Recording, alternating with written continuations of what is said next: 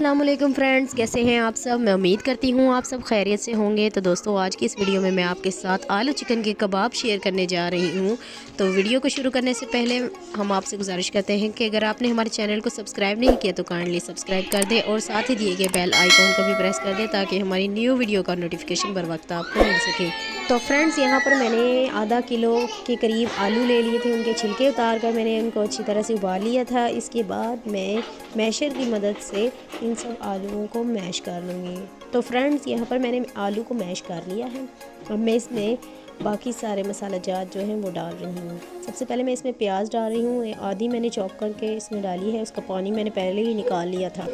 इसके बाद मैं इसमें उबला हुआ चिकन डाल रही हूँ। इसको मैंने उबाल के इसके रेशे कर लिए थे और इसको मैंने इसके अंदर ऐड कर दिया है। इसके बाद मैं इसके ऊपर डाल रही हूँ सबसे पहले सूखा धनिया।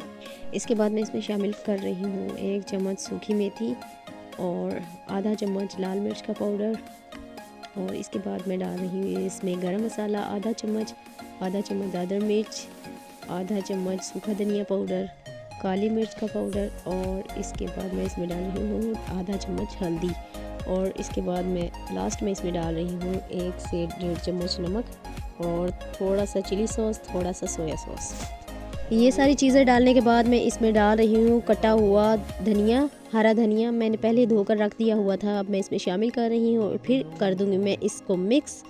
और थोड़ी देर के लिए 5 से 10 मिनट के लिए मैं इसे फ्रिज में रख दूँगी और ताकि ये ठंडा हो जाए। इसके बाद मैं इसके खूबसूरत से कटलेट बना लूँगी। आप देख सकते हैं कि यहाँ पर मैंने इसको ठंडा होने के बाद कटलेट बना लिए थे। तो अब मैं इसे फ्राई करूँगी। फ्राई करने के लिए सबसे पहले हमने यहाँ पर 2 अंडे लेने हैं और उसमें चुटकी भर नमक डालकर मैंने इसको अच्छी तरह से फेंट लिया था। अब इसके बाद मैं एक तवा लूँगी और इसके ऊपर मैंने थोड़ा सा ऑयल डाल देना है और उसे गर्म होने के लिए छोड़ देना है। इसके बाद मैं इसमें डाल दूँगी कटलेट जो मैंने अंडा फेंटा हुआ था उसके अंदर, और उसमें डिप करके मैं इसको तवे के ऊपर डाल दूँगी।